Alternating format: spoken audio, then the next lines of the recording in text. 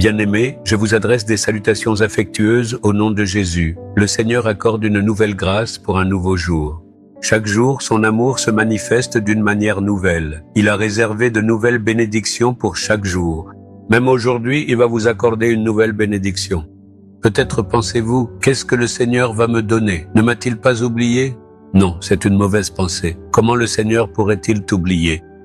Vous pouvez dire, je lutte dans la vie, le Seigneur semble n'aider que les riches, je suis pauvre et dans le besoin. Comment se souviendra-t-il de moi? Peut-être ne se souvient-il que de ceux qui donnent beaucoup d'offrandes. Est-ce ainsi que vous pensez?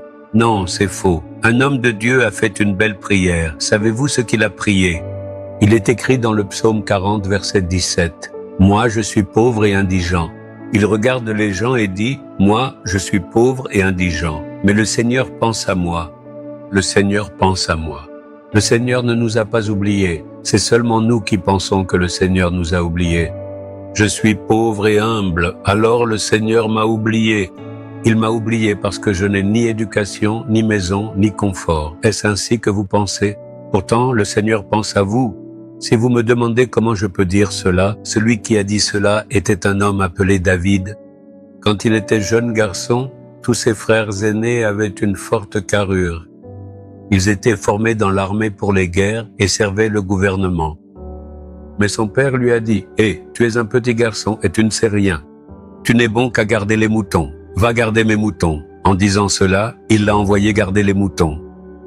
Alors le Seigneur envoya un prophète nommé Samuel chez eux. Il dit au père, « Appelle tous tes fils, car le Seigneur a dit qu'il allait les bénir. » Quand Samuel arriva chez eux, il y avait le père et la mère de David. Tous ses frères sont venus un par un. Il les observa tous, et puis il se rendit compte qu'il manquait quelqu'un. Mais le père dit, « Ce ne sont que mes fils. » Non, le Seigneur montre quelqu'un. La personne que Dieu attend n'est pas ici, dit le prophète. « Oh, parlez-vous de lui? Il n'est bon à rien. Je l'ai envoyé garder les moutons. » Il avait l'habitude de simplement jouer de sa harpe et de chanter. « Le Seigneur est mon berger, je ne manquerai de rien. » Alors, je l'ai envoyé garder les moutons pendant qu'il continue de chanter. Alors, le prophète dit, qu'il vienne ici. Le Seigneur s'est souvenu de lui.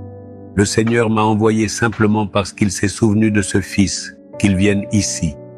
Lorsqu'il est venu, le Seigneur l'a oint, disant, « Je l'ai choisi pour être roi. » Voyez, David a été rejeté même par sa famille. Il a été méprisé en tant que berger.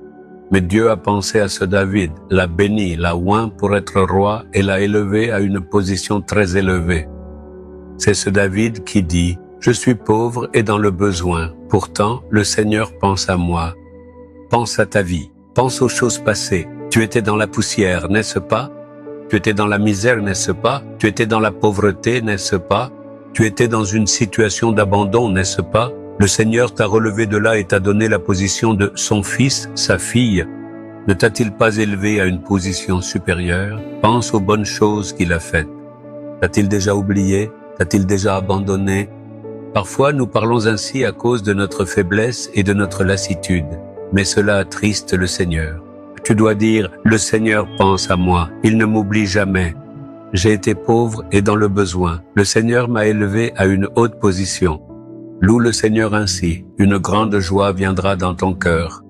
Veux-tu aussi parler comme David? Père, je suis pauvre et dans le besoin.